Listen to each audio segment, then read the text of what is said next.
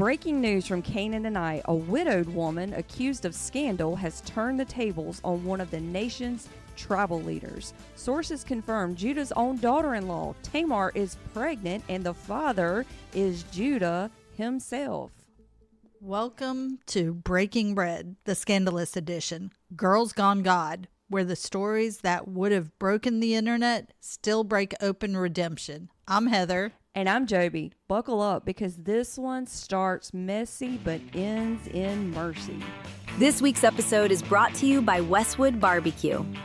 This year, to celebrate your Valentine, take your sweets for a treat at Westwood Barbecue. Located at 604 West Bobo Newsom Highway in beautiful Hartsville, South Carolina, and opened Thursday through Saturday from 11 until 8 and Sunday from 11 to 2.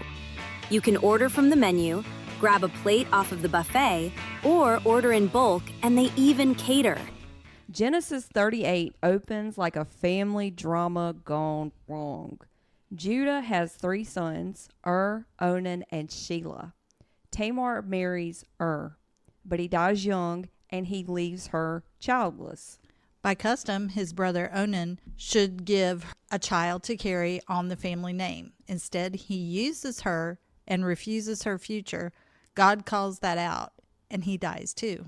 Now Judah's nervous. He promises his last son Shelah, but never follows through. And he promised Tamar, the last one, the youngest one.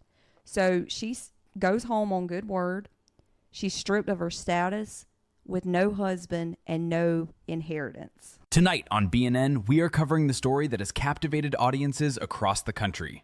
A story surrounded by speculation, controversy, and unanswered questions.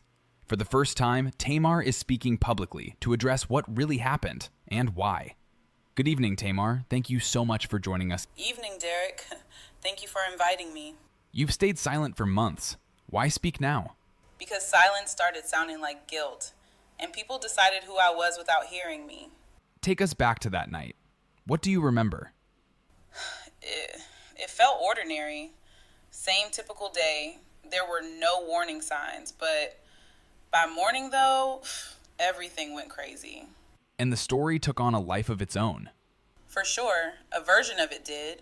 It was one that made me either a villain or a victim, but the real truth is messier.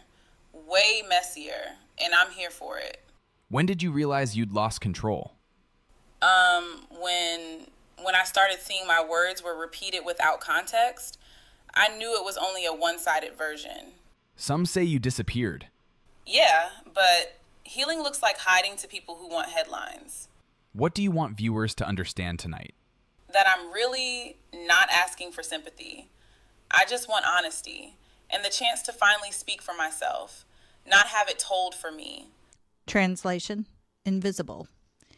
In that world, widowhood meant poverty. Her story's over before it begins, or so it looks.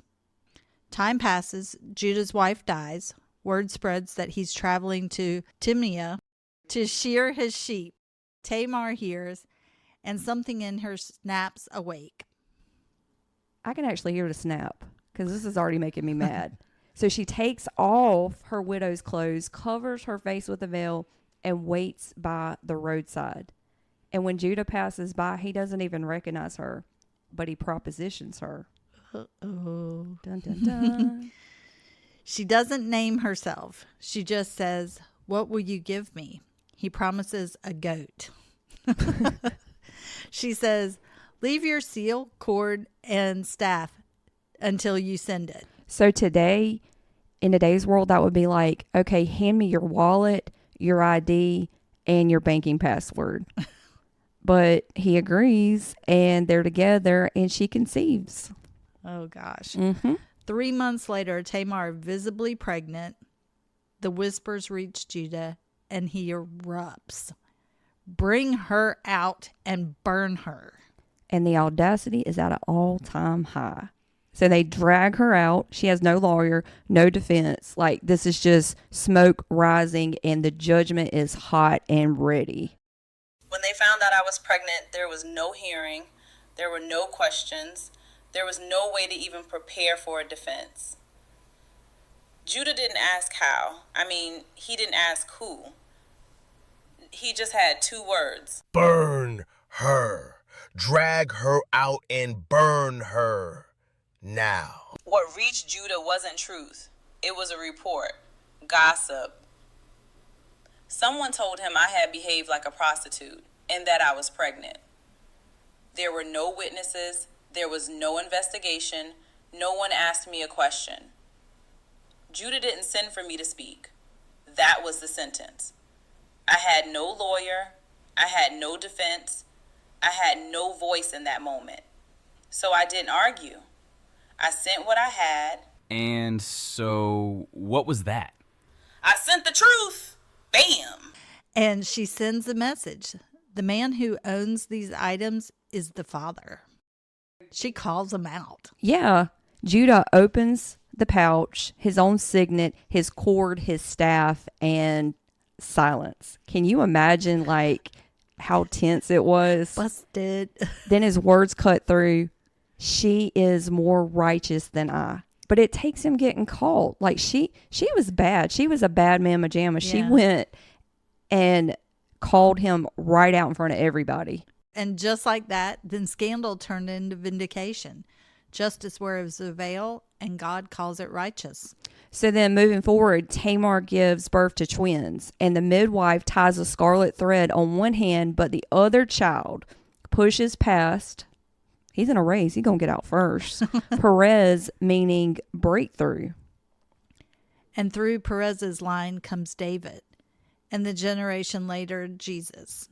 The scandalous woman becomes the great-great-grandmother of grace itself. So this is juicy. If this story were to drop online today, like, the hashtags would be so wild. Hashtag Veilgate. Hashtag paternity scandal. Hashtag cancel Tamar. She would be judged before anyone even read the scroll. Right, but heaven wasn't scrolling here for gossip. Heaven was in the middle of writing redemption. Yeah, Tamar wasn't acting out of rebellion. She was fighting for justice. The system denied her. And sometimes obedience has to wear armor. Sometimes righteousness walks through the smoke. We'll return right after this short break. A huge thank you to the sponsors that help us bring Breaking Bread straight to you. Love is in the Air at Sissy's Children's Boutique, located in downtown Hartsville, South Carolina at 136 East Mantissa Row. And it's your one-stop shop for darling outfits, accessories, and all the cutest fashions for your little ones. Come shop local at Sissy's. Looking for love in all the wrong places? Well, let us send you in the right direction. Call Eric Johnson at Florence Toyota in Florence, South Carolina to help you find a ride you love. Give him a call at 843-669-1676. Be sure and tell him the girls from Breaking Bread sent you.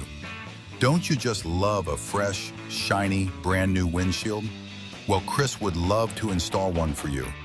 Superior Auto Glass is a proud family and veteran-owned company and completely mobile.